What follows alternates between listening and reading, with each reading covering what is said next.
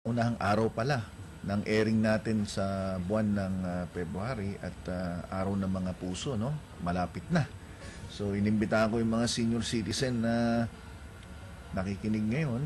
Basta kung kayo po interesado na maki-Valentine sa akin, pumunta lang po kayo sa aking clinic at as long as kulay pula ang inyong suot, hindi na kailangan ng ticket, pasok agad.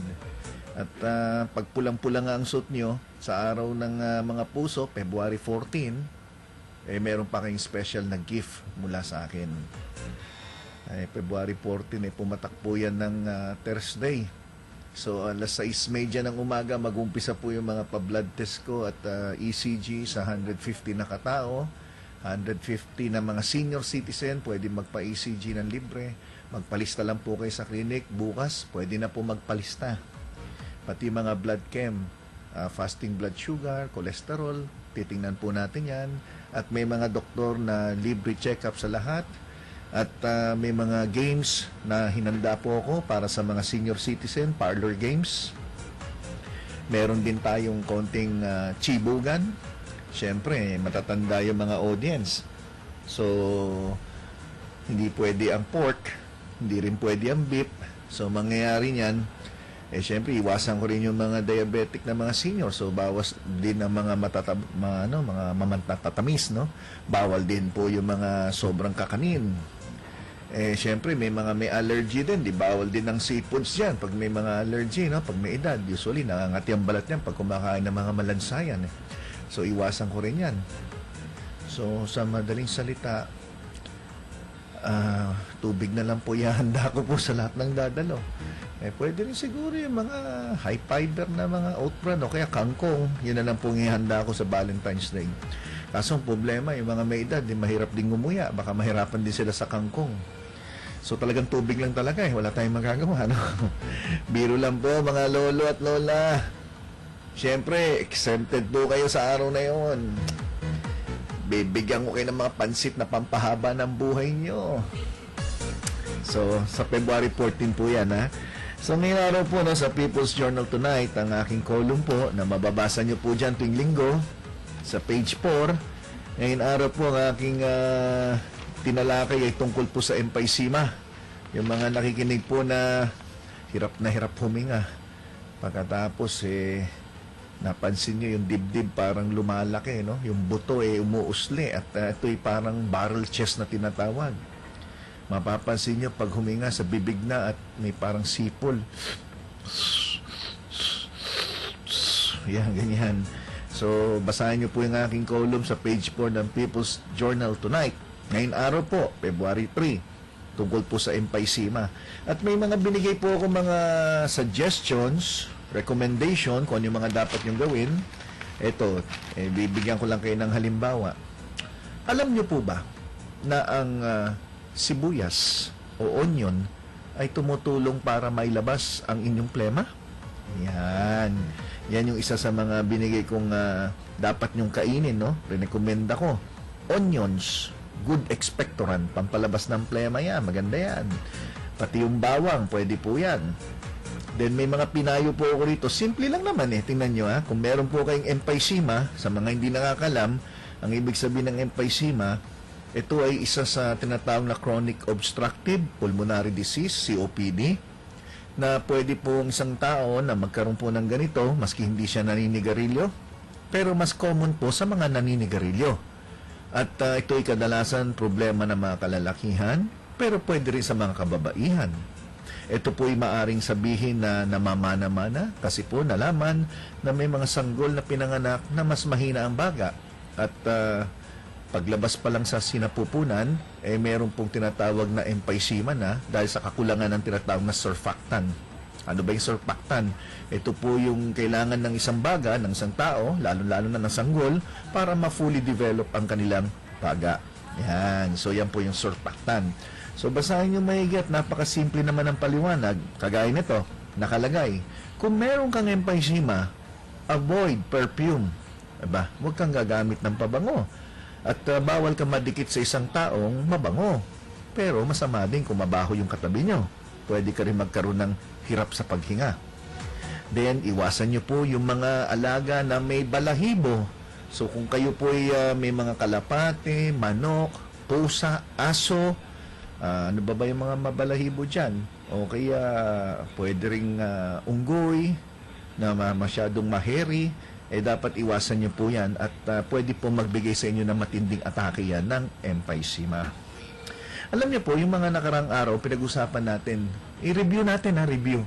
Pinag-usapan po natin tungkol sa aging, pinag-usapan natin yung drugs, pinag-usapan din natin yung mga pagbabago na dala ng tumatanda. Yung mga tinatawag na natural na nagbabago sa katawan ng isang tao habang tumatanda. Kung naalala nyo, nung nakaraang linggo, pinag-usapan natin ano ba yung mga dapat na pag-ingatan. Medyo mahirap ang Tagalog pala, no? Pag-ingatan o yung dapat nating bantayan. Lalo na sa mga nagkakaedad na umiinom ng gamot, na ang gamot na iniinom nila, halimbawa, mayroon pala silang nararamdaman na hindi maganda pagkatapos inumin tong gamot na to, dapat siguro bumalik sa doktor, magpasuri. So naputol yung usapan natin, kung aking tamang naalala, ang sabi ko, pag-uusapan natin sa pagbabalik ay yung mga side effect na mga common na gamot ng mga nagkakaedad. Halimbawa, marami pong sigurong nakikinig ngayon na naihilo, marami sigurong nakikinig ngayon na ang problema nila bukod sa hilo ay pwede rin na masakit ang kalamnan, masakit ang buto, nangihina, walang lakas, o nangingimay, namamanhid, o kaya pwedeng sabihin na madaling maimpatso, madaling dumighay, kabag, yung mga kung ano-ano, no? Na pwede natin sabihin na parte na nagkakaedad yan. Pero sa isang banda, yung mga nagkakaedad na meron naman pong sakit at may mga iniinom na maintenance na gamot, baka naman pwede rin na may kinalaman do sa gamot na iniinom ng pasyente. So, sa ating pag-uusapan ngayon araw, ito po ang aking hinihanda.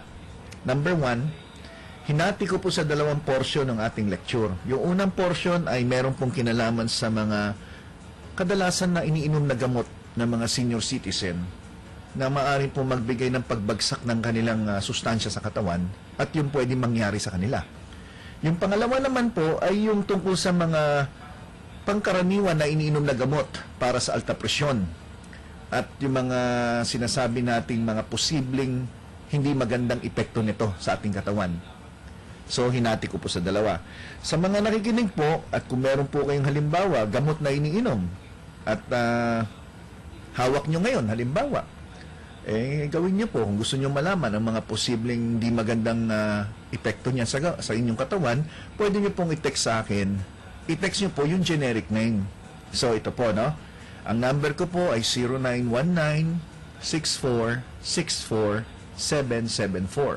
So, iti-text nyo lang po yung mismong pangalan ng generic name ng inyong gamot sa alta presyon o kung ano man, at sasabihin ko po sa inyo yung mga posibleng epekto na masasabing side effect ng gamot na yan. So, text na po kayo. So, umpisan ko na po ang ating lecture. Health Seminar on Air. So, ito po, no? Unang-una, pag-usapan natin yung mga gamot, no?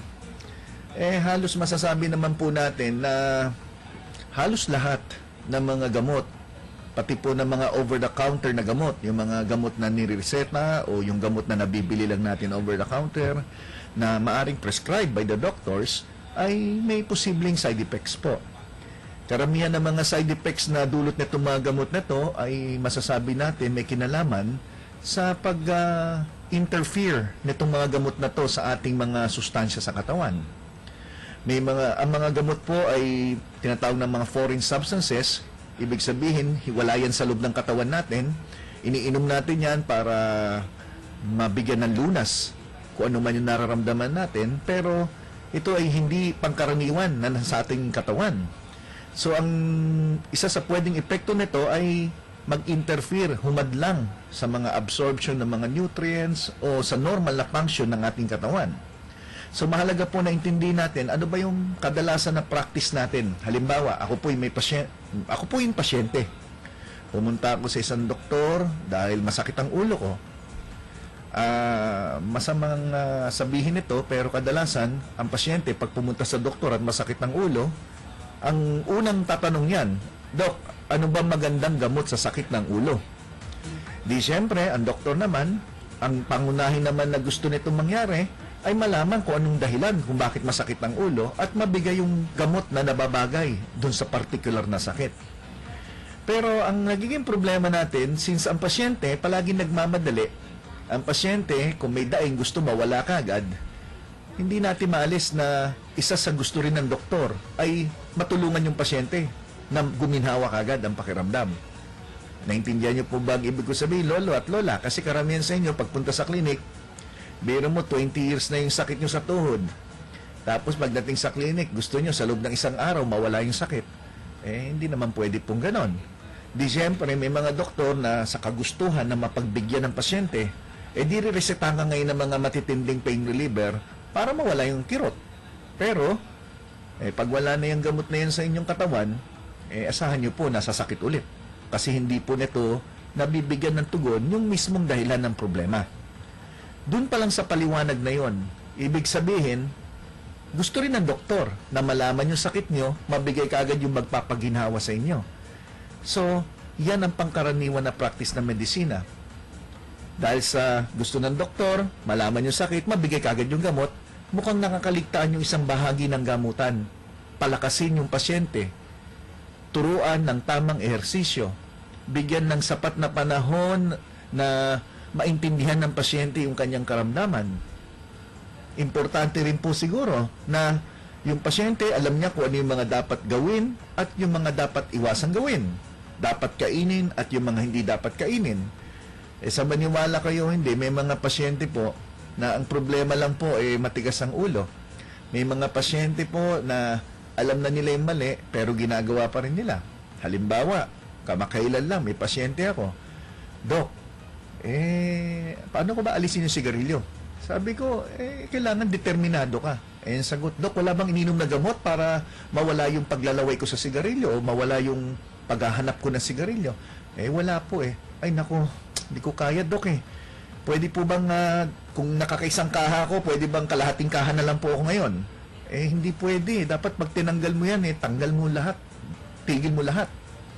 So, nangyayari, minsan ang problema natin disiplina Kaya palagi ko sinasabi to dahil ito naman po yung totoo. Pupunta ng clinic, magtatanong anong gamot sa high blood, pero kumain ng tuyo. Tapos, meron pa siyang fried rice na sinangag na siyempre, alam mo naman yan, nilalagyan ng bawang, nilalagyan ng asin, minsan nilalagyan nyo pa ng betchin siguro. Lalagyan nyo ng mga kung ano-ano mga pampaseasoning. Tapos, may itlog maalat. Siyempre, masarap yung tuyo, may itlog maalat, may kamatis ka dapat. Yung kamatis naman, nilalagyan pa ng asin. Pagkatapos, yung iba dyan, gusto pa ng bagoong na malabnaw. Sinasabaw dun sa kanin. Lahat po yun nakakamatay Lahat po yun nakakataas ng blood pressure. Tapos, tatanungin niyo ako, Doktor, ano po magandang gamot sa high blood? Hindi ho ba? Turuan mo lang yung pasyente, baka bumaba na yung blood pressure. I'm sure may nakikinig ngayon na pasyente ko nung isang araw, nung Biyernes. Dok, bakit ako nahihilo? Ang taas ng BP ko, 140/100. Hindi bumababa. Umiinom na po ako ng gamot, pero mataas pa rin. Tapos, baka may nakain kayo, baka pagod kayo, baka stress po kayo. Alam mong sagot. Ay, hindi naman. Nagpapahinga naman ako. Nung pumunta sa klinik, nalaman ko, 1 linggo na raw, halos araw-araw kumakain ng crispy pata. O yan, isang halimbawa po yan ng matigas ang ulo. Pero, ang problema natin ganito. Minsan lang naman daw, ang sabi. Minsan nga lang mamatay, ang problema Kung pwedeng mamatay ng mga 10 beses, papakainin kita ng lechon ng 9 na beses para yung isa mapigilan natin. So, ngayon, binigyan ka ngayon ng gamot. Halimbawa, masakit ang tuhod nyo. Di nag-umpisa na tayo mag-pain reliever. Di nangasimang sikmura, inom ka naman ng gamot. Nangasimang sikmura, ininuman mo ng antacid, ang side effect naman nun, tumigas ang dumi. Karamihan ng senior citizen, hirap dumumi. So, ano nangyari? Di bibigyan ka na naman ng gamot, pampadumi. Ito mga sinasabi ko, ang tawag dito, drug treadmill. Ibig sabihin, paulit-ulit na lang, pabalik-balik na lang, pumupunta sa doktor. Kung tutusin mo, ang problema hindi yung sakit, ang problema yung pasyente.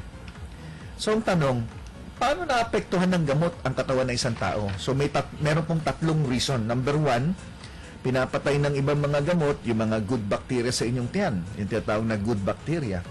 Number two, dinadagdagan nito ang pahirap sa inyong liver, na ang liver kilalang nagde-detoxify. At pangatlo, binablock nito yung normal function ng cell sa paggamit ng mga sustansya sa inyong mga kinakain. Yan yung kadalasan na dahilan. So sa ating pagbabalik, pag-uusapan natin yung ano bang common side effect ng antacid, yung gamot sa ulcer.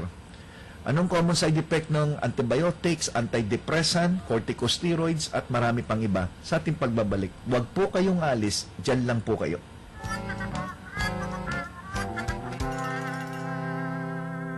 Sir, anong gamot po ang kailangan nyo? Gamot sa puso. Ay, bakit po? Kumakabog kasi ang puso ko tuwing nakikita kita. Dr. Gary C. ang ating gabay sa kalusugan.